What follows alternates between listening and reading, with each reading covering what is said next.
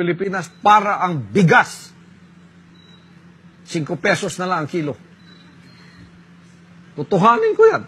Kasi ako nang may-ari ng sanlibutan. Amen. Pasalamat kayo ako nang may-ari. Pilipinas para ang bigas. 5 pesos na lang ang kilo. Tutuhanin ko yan. Kasi ako nang may-ari ng sanlibutan. Amen. Pasalamat kayo ako nang may-ari. Pilipinas para ang bigas. 5 pesos na lang ang kilo.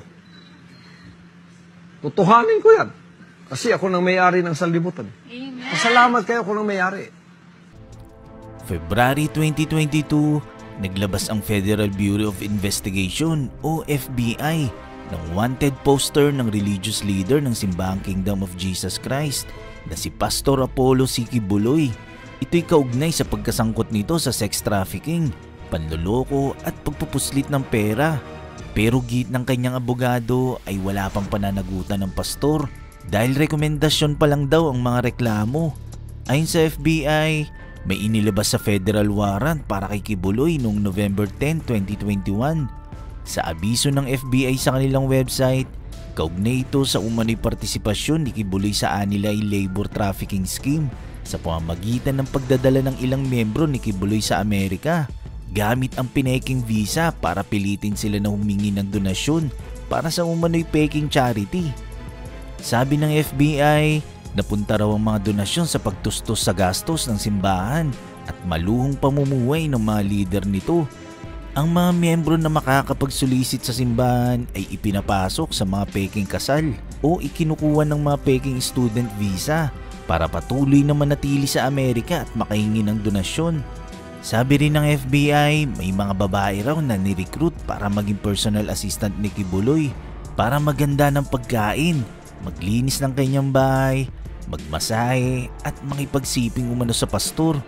Pero ayon sa DOJ noon na si Secretary Menardo Guevara, wala pa silang natatanggap na anumang komunikasyon sa US government kaugnay sa extradition kay Quiboloy. Ang ating Department of Foreign Affairs daw ang susuri sa extradition request mula sa US State Department. Kung may kita raw ng DFA na sapat ang basehan, i-endorso ito sa DOJ na maghahain ng petisyon sa korte sa ngalan ng US government. Ayon pa kay Guevara, maaaring iapila ang writ of extradition at kung ang desisyon ng korte dito sa Pilipinas ay ipaaresto ang akusado, ay pwede naman itong magpiyansa. Pero nito lang December 9, 2022, kasabay ng Human Rights Day, inanunsyo ng United States Treasury Department na pinapatawan nito ng sanctions o parusa ang 40 individual at grupo sa 9 na bansa, kabilang si Pastor Apollo C. Quiboloy na inaakusahan ng paglabag ng karapatang pantao ng ilan niyang miyembro ng kanyang simbahan. Sa press release ng US Treasury, 10 taon ng sangkot si Quiboloy sa panggagasa ng mababaeng edad 11 pataas at maging sa pisikal na pang-aabuso ng ilang miyembro ng kanyang simbahan.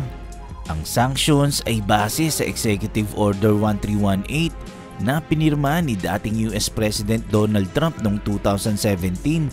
Sa ilalim ng EO, hindi maaaring ilipat ang mga ari-arian o may pagtransaksyon ng isang taong pinatawan ng sanctions na tinukoy ng US Treasury Department. Dito, hindi rin pwedeng magbigay ng kontribusyon sa mga organisasyon na nakapangalan sa kanya o tumanggap ng pera para sa kanya. Bawal din tumanggap ng pera galing kay Quiboloy. Ang EO ay batay sa Global Magnitsky Human Rights Accountability Act ng 2016 ng United States na layong parusahan ang mga banyagang sangkot sa anumang pang-aabuso sa karapatang pantao at korupsyon sa pamamagitan ng pag-freeze ng kanilang mga assets o ari-arian sa bansa at pagbawalang makatapak sa Estados Unidos. Kinagulat ito ng kampo ni Quiboloy ang paglabas ng US Treasury Department press release. Sa isang press conference, iginiit ng kanyang mga abogado na nalabag ang karapatan ni Quiboloy dahil linatulan na raw siya bago pa man magkaroon ng paglilitis na magaganap pa lang sa 2024. Ayon kay Attorney Michael J. Green, isa sa US lawyer ni Quiboloy, hinatulan na raw ng United States si Quiboloy base sa press release, gayong may presumption of innocence. Ayon pa sa isang abogado niya sa US na si Attorney Manny Medrano, ang inilabas na nakasaad sa press release laban kay Kibuloy ay mga simpleng aligasyon lamang at hindi naman daw totoo. Ayon pa sa kanya, hindi raw dapat kumpiskahin ng otoridad ng Estados Unidos ang mga ari-arian ng walang kasong sibil, seizure warrant o forfeiture proceedings.